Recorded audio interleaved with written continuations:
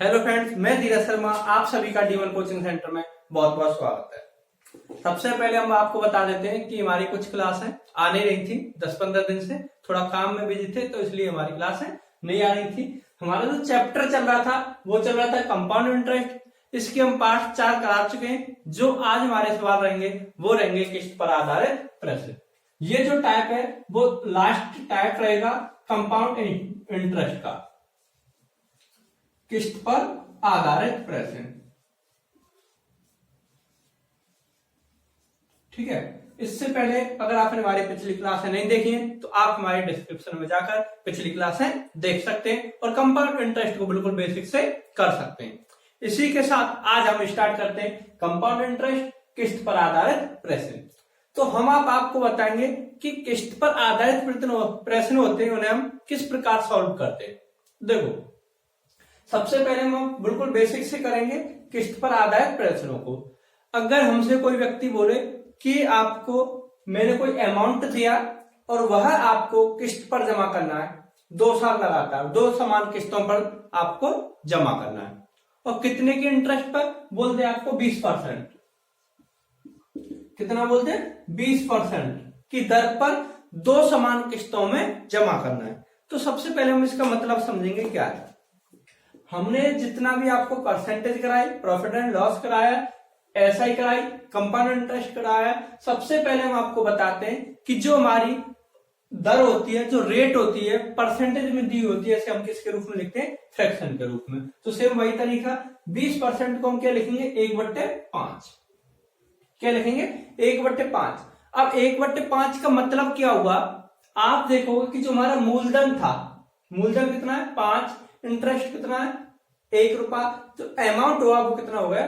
6 रुपए। देखो, जो प्रिंसिपल है वो कितना है? 5, और जो अमाउंट है वो कितना हो गया? 6।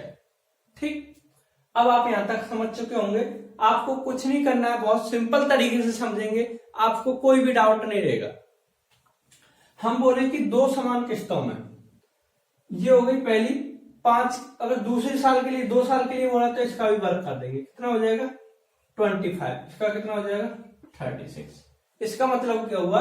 जो मेरा मूलधन 5 रुपए था तो उसको मैंने कितने रुपए में चुकाया? 6 रुपए में। अगर मैं दूसरे साल की बातें करूं तो इसमें इसके अकॉर्डिंग क्या है? 25 रुपए को मैंने कितने रुपए में चुकाया? 36 रुपए में। सेम ये तरीका है। मैंने, मेरा मूलधन था 5 रुपए, या मैं बोलूं अगर मैंने बैंक से लोन लिया तो मेरा जो लोन था वो मैंने 5 रुपए लिया था, कितना चुकाया? 6 रुपए। कितने साल में? 1 साल में। कितने की दर पर? 20%। अगर मैं बोलूं 2 साल तो मेरे जो 25 रुपए थे वो मैंने कितने चुकाए? 36 रुपए। कितने साल में? 2 साल में। कितने की दर पर? 20% की दर पर। आई होप कि आप यहां तक समझ चुके होंगे। अगर आपको यहां तक कोई डाउट नहीं है तो इसके बाद और हम नेक्स्ट बात करते हैं। इसी प्रश्न में अगर हमसे बोल देता है जो हमारी किस्त थी, ये क्या है? हमारी किस्त। ठीक है, अगर हमसे बोल दे कि जो हमारी किस्त थी वो क्या थी? दोनों समान। तो ये किस्त अगर हमारी जो सबसे लास्ट वाली किस्त होती है उसी के हमें अकॉर्डिंग समान करना होता है। जब हमारी सेकंड वाली किस्त 36 की है तो पहली वाली भी कितनी की होनी चाहिए? 36 की। तो इसमें ऐसी संख्या का गुणा करेंगे जो हमारी कितनी हो जाए? 36 हो जाए। तो हमने जब इधर 6 का गुणा करेंगे तो इधर भी 6 का गुणा करेंगे तो हमारी वैल्यू कितनी हो जाएगी? ये भी 36 और ये भी 36। इससे हमें पता पड़ा कि जो हमारी किस्त है वो क्या? हमारी किस्त समान।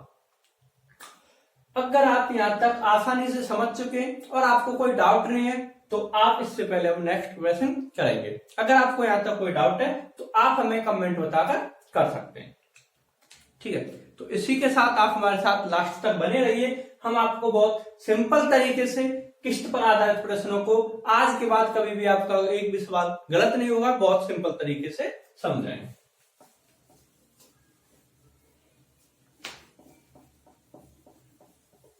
देखो,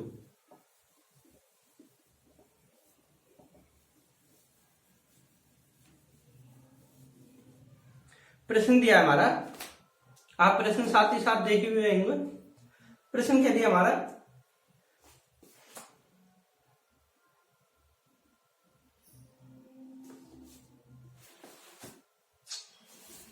दो जो हमारा प्रश्न है वो है 5% प्रतिवार्षिक 5% प्रतिवार्षिक चक्रवृद्धि ब्याज पर 12,300 रुपए का ऋण हर वर्ष के अंत में 2 बराबर वार्षिक किस्तों में लौटाया जाना है। हर किस्त की राशि ज्ञात कीजिए। तो देखो जो उसने रेट दी है वो कितनी दी है 5%।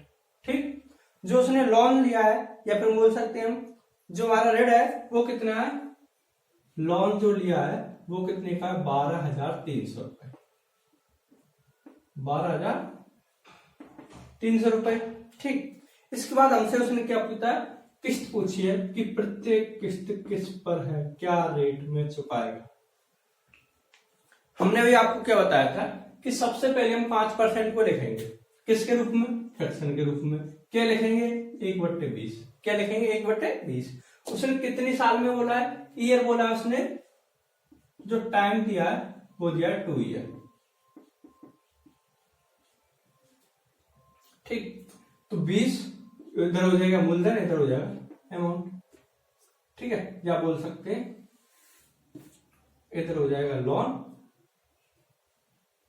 और ये हो जाएगी इधर उसकी किस्त। ठीक है, अब उसने क्या बोला है कि जो 20 रुपए थे वो कितने हो गए 21। कितने साल के लिए, 2 साल के लिए। तो जो हमारी किस्त है इसका हम क्या कर देंगे, स्क्वायर कर देंगे। अगर हमसे बोलता 3 साल के लिए तो यहां स्क्वायर करते, उसके बाद क्यूब करते। ठीक है, अब जब इधर स्क्वायर हुआ है तो इधर भी हमें क्या करना पड़ेगा, स्क्वायर करना पड़ेगा।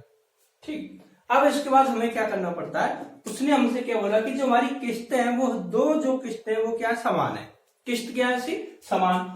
यहां अब आप देखो किस्त क्या है, समान नहीं है ना, असमान है। तो समान करने के लिए हमें क्या पड़ेगा, इसमें 21 का मल्टीप्लाई करना पड़ेगा। जब मल्टीप्लाई करेंगे तो कितना हो जाएगा 441। ये भी किस्त 441 की हो गई और ये भी किस्त आपकी 441 की हो गई। इससे आपको पता लगता है कि जो हमारी किस्त है तो वो कैसी हो गई, समान। जब इधर 21 का गुणा हुआ है तो इधर भी कितने का गुणा होगा, 21 का गुणा होगा। तो ये कितने का हो जाएगा, 21 दूनी 42, 420। 420 रुपए हमने किस्त में कितने चुकाए, 441 रुपए। दूसरे साल वही 400 रुपए हमने किस्त में कितने चुकाए, 441 रुपए। क्योंकि इस पर जो रेट थी वो कितनी थी 5%।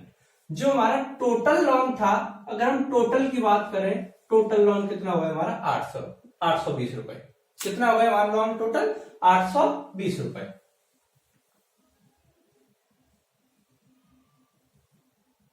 तो देखो जो 820 रुपए की वैल्यू है वो कितनी दी है, 12,320। तो 820 की वैल्यू जो दी है वो दी 12,300। हमसे पूछा उसने कि प्रत्येक किस्त की राशि क्या थी। तो 820 की वैल्यू ये दी है, तो हमसे कितने पूछा है 441। हम क्या कर देंगे 441 की वैल्यू निकाल,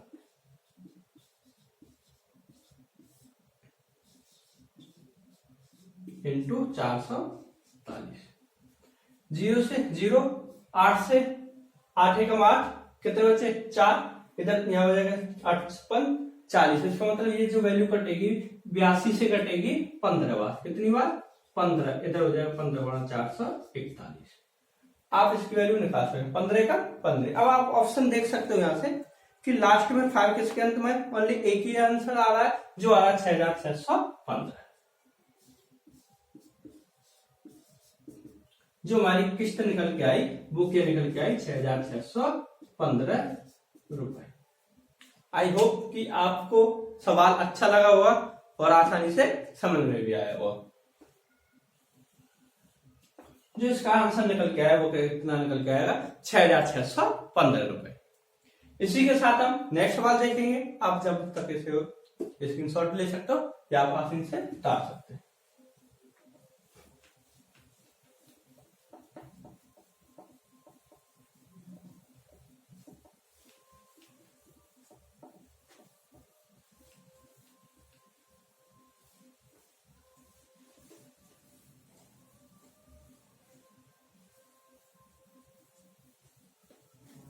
ठीक है, इसी के साथ हम दूसरा सवाल देखेंगे।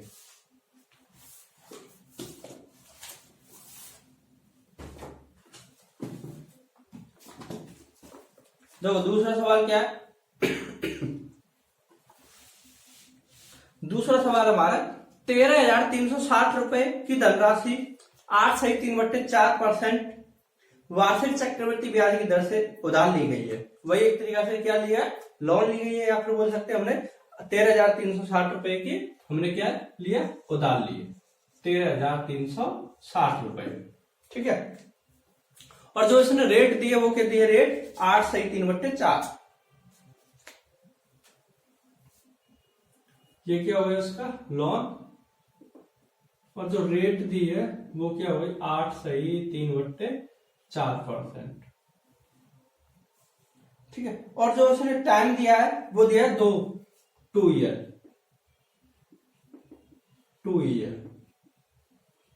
ठीक है, और जो किस्त दी है उसने वो क्या दी है, दो समान किस्त।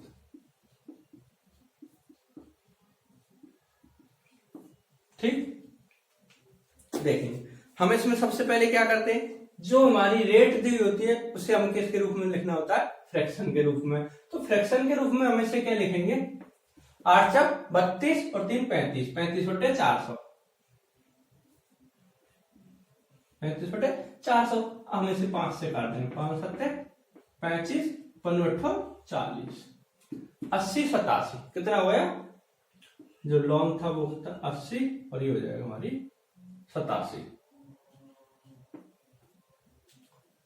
जो हमें अमाउंट देना पड़ेगा, या फिर बोल सकते हैं किस्त देनी पड़ेगी, वो कितनी देनी पड़ेगी, 87। ठीक है, अब आप देखोगे हमें अब क्या करना है, यार कितने साल के लिए बोला उसने, 2 साल के लिए। ठीक है, कितने साल के लिए बोला उसने, 2 साल के लिए। तो 87 का वर्ग करेंगे, इधर 80 का वर्ग करेंगे। 80 का वर्ग हम आसानी से निकाल सकते हैं, कितना हो जाएगा 8×2 64, 6400 रुपए। 87 का वर्ग होता है 7,569, 7,569। ठीक, 87 का वर्ग कितना होता है, 7,569। बट वही बात, हमें किस्त क्या करनी होती है, यहाँ पर समान करनी होती है। क्या करनी होती है, समान। जब समान करेंगे तो ये भी वाली किस्त में हम 87 का गुणा कर देंगे, तो इधर भी हम कितने का गुणा कर देंगे, 87 का गुणा कर देंगे।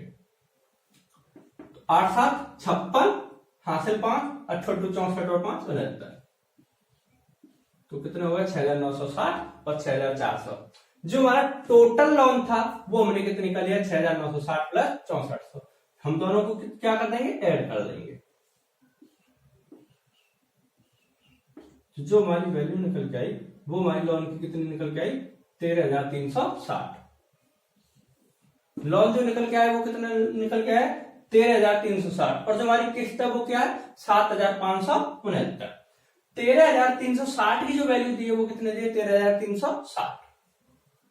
देखो 13,360 की वैल्यू दी है, 13,360। हमें कितने की वैल्यू चाहिए, 7,569, 7,569।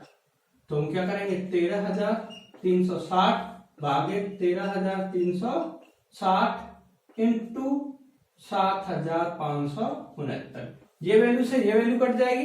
जब 13,360 से 13,360 एक बार कटेगा तो जो हमारी 7,569 की वैल्यू कितनी आ जाएगी, 7,569। जो किस्त निकल के आएगी वो हमारी क्या निकल के आएगी, 7,569। आई होप कि आपको सवाल बहुत अच्छा लगा होगा और बहुत आसान तरीके से भी आपको समझ चुके होंगे। इसी के साथ हम एक और सवाल देखेंगे। अभी आप हमारे साथ लास्ट तक बने रहिए, हम आपको आज बहुत अच्छे अच्छे तरीके से सवालों को समझाएंगे।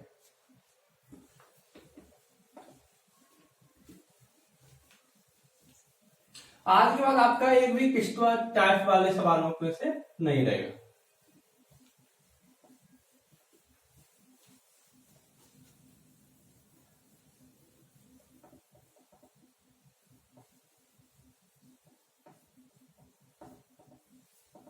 ठीक है,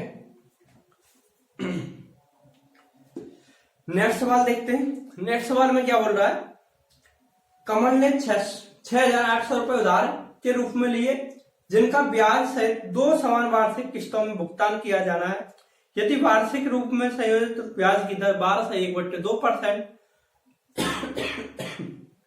है तो प्रत्येक किस्त की राशि होगी।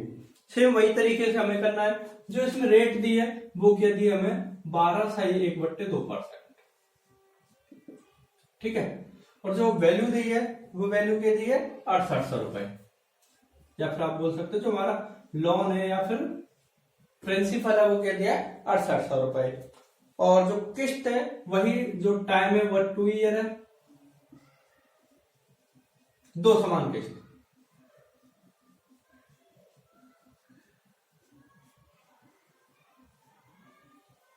ठीक, अब हमसे क्या पूछा उसने कि इतने रुपए को उसने किस किस्त पर चुकाया जो दोनों किस्त उसकी क्या थी समान। 12/1/2% को क्या लिखते हैं 1/8, 12×24 25, 25/200 क्या हो जाएगा 25/200। तो इससे हम क्या लिखेंगे 1/8। ठीक है, इधर हो जाएगा प्रिंसिपल, इधर हो जाएगा अमाउंट। 8 रुपए था, कितना हो गया 9, मतलब 8 रुपए को अगर वो चुकाएगा तो कितना देना पड़ेगा उसे 9 रुपए।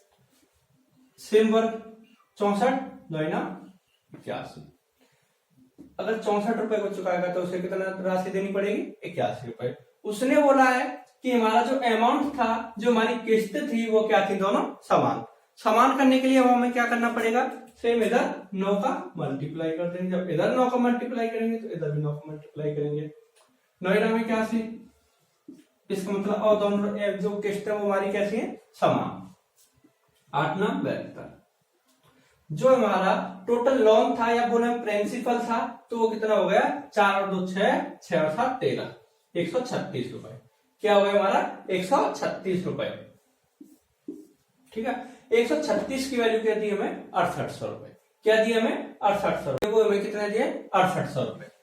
136 की वैल्यू दी है वो दिए 6800, और हमें वैल्यू कितने की चाहिए 81 की। तो 6800 अपॉन 136 इंटू 81।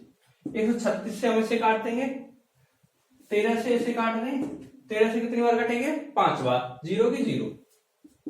13 पंजे 65, सभी को पता है ना 13 पंजे 65, 3 बचेगा 6 35 इधर हो जाएगा। तो ये कितनी बार क्या वैल्यू कटी 50 बार, 50 इंटू 81।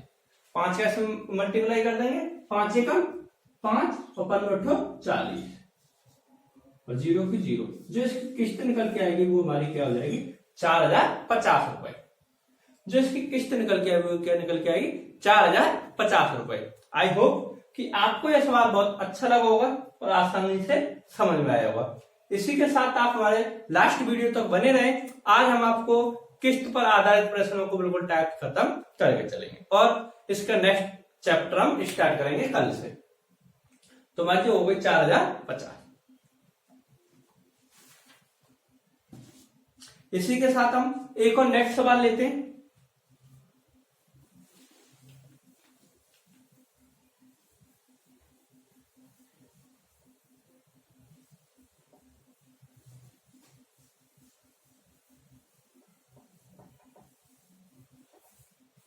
नेक्स्ट सवाल क्या है हमारा, एक आदमी 10% चक्रवृद्धि ब्याज पर 21,000 रुपए का ऋण लेता है। हर वर्ष के अंत में उसे बराबर कितनी राशि देनी पड़ेगी 2 वर्षों में ऋण का भुगतान हो जाए। उसने जो ऋण लिया वो कितने का लिया, जो उसने प्रिंसिपल था उसका कितने का लिया उसने ऋण 21,000 रुपए का। ठीक, जो रेट थी वो उसकी क्या थी 10%। कितने टाइम के लिए 2 ईयर के लिए, और जो इसकी किस्त क्या होनी चाहिए उससे समान होनी चाहिए। ठीक, सेम वही तरीका हम 10% को क्या लिखेंगे 1/10। तो इधर आप लिख सकते हो लोन, इधर किस्त में उसे चुकानी थी। तो 10 क्या हो जाएगा इधर 11, 2 साल तो 10 का ही वर्ग कर देंगे 100, हम 11 का वर्ग कर देंगे 121। किस्त कैसी होनी चाहिए समान, तो इधर भी हम कितने गुणा करें 121। जब इधर 11 गुणा तो इधर भी 11 गुणा, कितने हो जाएंगे 11 दाढ़ी के 110। अब हम बता सकते हैं कि जो हमारा अमाउंट था, सॉरी जो हमारा प्रिंसिपल है वो कितना हो गया 210। कितना हो गया प्रिंसिपल 210। तो जो 210 की वैल्यू कितनी दी हमें 21,000। 210 की वैल्यू दी हमें 21,000, हमें कितने की चाहिए 121 की, तो हम क्या कर देंगे इंटू 121। 210 से 210 100 0000, तो क्या हो जाएगा 100 इंटू 121, जो हमारी किस्त निकल के आएगी वो क्या निकल के आएगी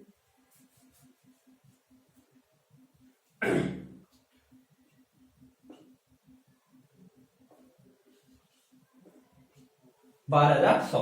जो किस्त निकल के आएगी वो क्या आ जाएगी हमारी 12,100 रुपए। वेरी सिंपल सवाल। इसी के साथ हम नेक्स्ट सवाल करते हैं एक और, जो आज का हमारा लाइक सवाल रहेगा। अगर आपने हमारा चैनल अभी तक सब्सक्राइब नहीं किया है तो सबसे पहले चैनल को बेल आइकन ऑन करें, जिससे कि अगर नोटिफिकेशन आता है तो आपको सबसे पहले नोटिफिकेशन मिल सके। आज के लिए एक और लाइक सवाल है।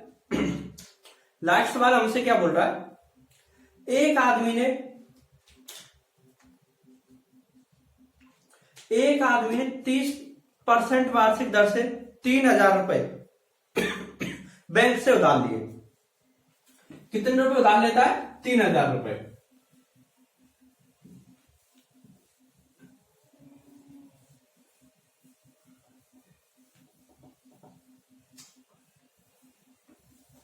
देखो किसी व्यक्ति ने कितने रुपए उधार लेता है 3,000 रुपए, ठीक है, कितने की दर पर 30% की दर पर। ये हो गया उसका प्रिंसिपल, ये हो गई उसकी रेट, क्या बोलते हैं उसने लोन लिया, क्योंकि क्या ऋण लिया, ठीक है, लोन लेता है 3,000 रुपए का, और जो रेट है उस पर क्या है 30%, और बोल रहा है बैंक से उधार लिए प्रत्येक वर्ष के अंत में, क्या बोला उसने, प्रत्येक वर्ष के अंत में 1,000 रुपए लौटाता है। क्या लौटाता है 1,000 रुपए वो लौटाता है। ज्ञात करो कि तीसरे वर्ष के अंत में लोन चुकाने के लिए उसे कितने रुपए देने पड़ेंगे। आप इस प्रश्न को एक बार लिख सकते हो। क्या प्रश्न, एक आदमी ने 30% की दर पर 3,000 रुपए लोन लेता है और वह प्रत्येक वर्ष के अंत में 1,000 रुपए चुका देता है, तो उसे तीसरे वर्ष के अंत में कितने रुपए लास्ट चुकाने होंगे। तो देखो कितने रुपए थे 3,000 रुपए, कितने की ब्याज पे लिया उसने 30% की ब्याज पर, क्या चक्रवृद्धि ब्याज पर लिया उसने, ठीक है, बोल सकते हैं। तो देखो 3,000 रुपए, इस पर कितना लगा होगा 30%, कितना लगा होगा 30%, और 30% को हम क्या लिखते हैं 3/10, क्या लिखते हैं 3/10।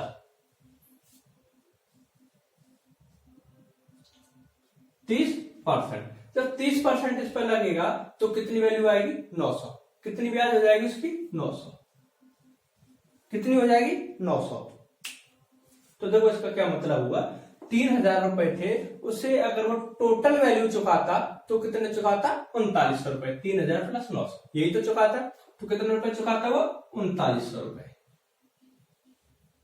ठीक है। बट वो क्या चुकाता है 1,000 रुपए, प्रत्येक वर्ष के अंत में 1,000 रुपए चुकाता है, हमने पहले बताया, तो 1,000 रुपए चुकाता है। उसकी जो शेष वैल्यू बची वो क्या रह जाएगी 2,900, कितनी रह जाएंगी 2,900। जो दूसरी साल में उसे देने होंगे वो 2,900 रुपए उसकी 30% लगेगी, ठीक है, 2,900। अब सेम इसी पर कितना परसेंट 30%, 29 87, जो उस पर रुपए लगेंगे वो कितना लगेगा ब्याज 870 रुपए, कितना लगेगा 870 रुपए। तो देखो कितना हो जाएगा 3,770 रुपए। तो दूसरी साल के अंत में जो उसे टोटल, अगर वो यहीं पर टोटल वैल्यू चुकाता है तो उसे कितना चुकाना होता है 3,770 रुपए, बट वो चुकाता कितना है 1,000 रुपए, कितना चुकाता है 1,000, तो उसके पास अब कितना वैल्यू बची 2,770 रुपए। उसे जो चुकाने होंगे तीसरे साल के अंत में 2,770 पर 30% और चुकाना होगा।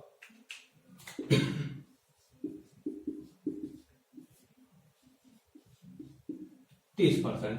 जब आप इसका 30% निकालेंगे तो इसका जो निकालेंगे तो कितना होगा, 2781, 2770 रुपए। इसका जो 30% हो जाएगा कितना हो जाएगा, 2781 और 383, 831 रुपए। जो 2770 का 30% निकालेगा तो उसका कितना हो जाएगा, 831 रुपए से ऐड करके और देने होंगे। ठीक है, अब इसमें क्या होगा, 2770 रुपए में 831 रुपए को हम क्या कर देंगे, ऐड कर देंगे 831, तो हमारे कितने हो जाएंगे, देखो जब 2770 में हम क्या कर देंगे, इसे ऐड कर देंगे, 1 की 1, 7 और 3 10 की 0 हासिल 1, 8 और 8 16 हासिल 1 3, 3601 रुपए जो उसे लास्ट में वैल्यू देनी पड़ेगी तीसरे साल के अंत में, वो क्या देगा, 3601 रुपए देगा। कितना देगा, 3601 रुपए। इसमें क्या थी कि जो किस्त देता है वो 1,000 रुपए देता है, बट तीसरे साल के अंत में वो लास्ट वैल्यू पूछा था उसने क्या देना होगा, तो उसकी लास्ट वैल्यू निकल के आएगी, वो आएगी 3601 रुपए। आज के लिए हमारा इतना ही काफी है। अगर आप हमारे चैनल पर पहली बार आए हो तो सबसे पहले चैनल को सब्सक्राइब करें, जिससे कि नेक्स्ट वीडियो आने वाली को सबसे पहले आपको नोटिफिकेशन मिल सके। तो आज हम कंपाउंड इंटरेस्ट खत्म कर चुके हैं। अगर आपने हमारी पिछली क्लासें नहीं देखी हैं तो आप हमारे डिस्क्रिप्शन में जाकर या प्ले लिस्ट में जाकर आप हमारी पिछली क्लासें देख सकते हो। इसी के साथ हम कल से नेक्स्ट चैप्टर स्टार्ट करेंगे।